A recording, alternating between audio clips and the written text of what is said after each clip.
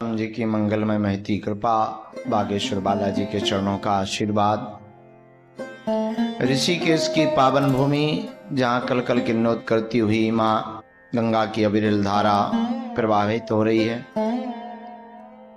ऋषि मुनियों की तपोभूमि ये भूमि है जिस कारण से हम लोगों का मन स्वभाववश साधना में अपने आप लय हो रहा है।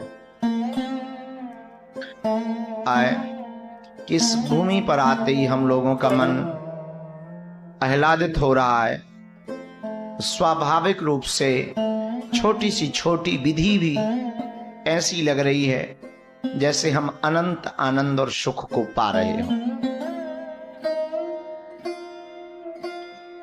हम सब ने ऊर्जा संचय समागम के तीनों दिनों को प्रवेश किया और आज उस तृतीय दिवस की बेला को प्रवेश कर रहे हैं। करके आप लोग जाएंगे जिस जीवन से आप आए थे और आप फिर से उसी क्रियाओं में लग जाएंगे जो आप छोड़ करके आए थे। इन 3 दिनों में आपने बहुत कुछ पाया भी है और कुछ लोगों ने छोड़ा भी। इन 3 दिनों में आपने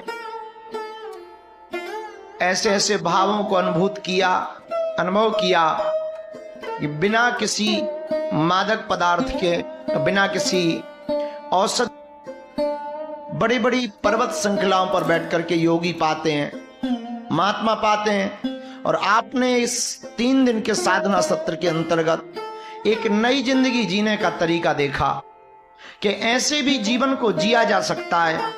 ना कुछ होते हुए भी अगर हमें जीने की कला आती हो तो हमारे पास कुछ भी जेब में ना हो तब भी हम अपने चेहरे पर बिना वजह के मुस्कुराकर, बिना वजह के हंसकर, और विचारों को बहुत प्रबल बनाया जा सकता है।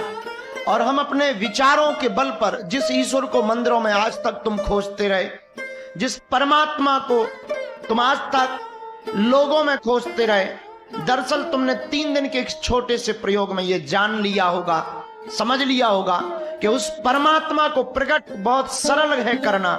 और इन 3 दिनों में जिन साधकों ने हमें अपने अनुभव बताए, एकांतिक वार्तालाप